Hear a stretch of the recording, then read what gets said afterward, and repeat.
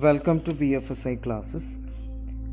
Domain Life Insurance Agent, Chapter Risk and Insurance. First of all, before looking into the working process of insurance, whether it is life insurance or general insurance, we must know about some basic terminologies. Now we have look into the basic terminologies. First one, assets. Assets are those units, either physical, non-physical or personal, which has an economic value. For example, furniture is an asset. It has an economic value. Second one, risk. A risk is a chance of loss of value of assets due to unexpected events. For example, due to flood or fire, our house is wrecked. It is called risk. There is a chance to wreck the house. Okay, it is called risk. Third one, peril. The cause of risk event is known as peril. That means what is the real cause behind that risk? Okay. Fourth one, pooling. Pooling is the process of collecting individual contributions from persons exposed to similar risks. That means persons have same chances of loss, need to share the contribution to cover these risks. Okay, same risk, so same contribution to be given to cover the risk. This is known as pooling. The risk is pooled by insurance company. Fifth one, insurer. Insurer is the one who provides the insurance. For example, an insurance company is the main provider of insurance. So, insurance company is called an insurer. Sixth one, insured. Insured is the one who avails the insurance. For example, an individual who takes a policy is called insured. Now, we have to look into the insurance process, how insurance works. As we all know, insurance is a process where losses of a few are shared by others, exposed to similar uncertain events. We can take an example of a house fire insurance. First of all, house owners contribute premium to the insurance company. When an unexpected event like fire occurs, the house owner claims the insured amount to insurance company, and the insurance company settles the claim and the transaction is over. This is the basic process of any insurance policy. So, risk of house owners are indemnified by the insurance company here. That means risk is covered from the help of insurance company. Now we have to move to the concept of risk burden.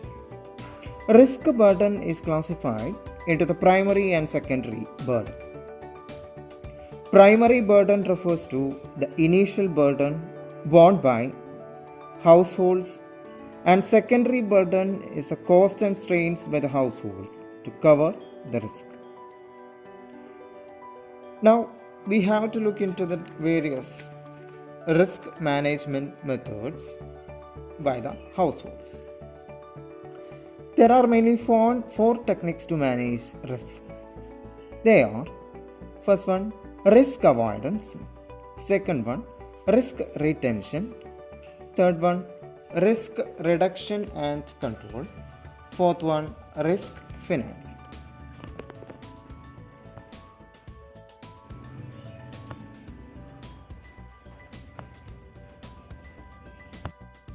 Now we can discuss these one by one. First one, risk avoidance. Risk avoidance refers to avoid any property or person or activity that is exposed to risk. That means an individual who does not want to take a risk, so he is better not to take an insurance policy. This is risk avoidance. Okay, risk avoidance means avoid those situations. Okay, refrain from those situations which is risky. Okay, risky situations are not entertained by us. Okay, second one, risk retention. Risk retention means one person tries to manage the impact of risk and decides to bear the risk and its effects by oneself. It is known as risk retention. It is also known as self insurance. Okay. Third one, risk reduction and control. It refers to the steps to lower the chances of loss, and it is more practical than risk avoidance because we cannot avoid risk in the future because there are uncertainties. We cannot predict the future correctly. So risks are there. So avoiding risks are not logical. We can reduce and control the risk by taking an insurance policy. Okay. Fourth one, risk financing. Risk financing means the provision of funds to meet losses that may occur. Risk financing means we must take a loan or any finance. Okay, we can aid from any other sources to overcome the risk came in.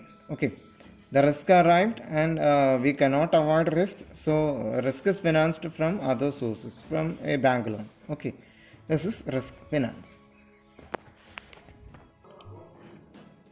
Now we have to look into the difference between insurance versus assurance. Insurance refers to protection against an event that might happen. That means it provides cover against a risk. In insurance, there is a chance for a 50-50 chance for occurrence. But in assurance, it refers to protection against an event that will definitely happen. It covers an event that is definite. That means assurance policy is associated with life cover. In short, in insurance, there is a 50-50 chance of happening an event, but in assurance, there is a 100% chance in happening an event. This is a picturization how an insurance indemnifies the insured. There are 4 steps in indemnifying the insurance or the settlement of insurance. First one, an individual has taken a motor insurance. In step 2, an accident happens for that individual.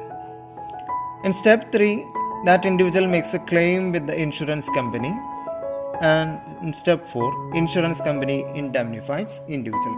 That means insurance company settles the accidental insurance claim to individuals. One need to consider some facts before opting an insurance. They are, first one, don't risk a lot for a little. That means risk should be lesser and risk should not be more. Okay, there will be a return more than the risk, so only you need to opt an insurance. Otherwise, you don't need to opt an insurance. Second one, don't risk more than what you can afford to lose. Okay. And third one, consider the likely outcomes of the risk carefully. Okay.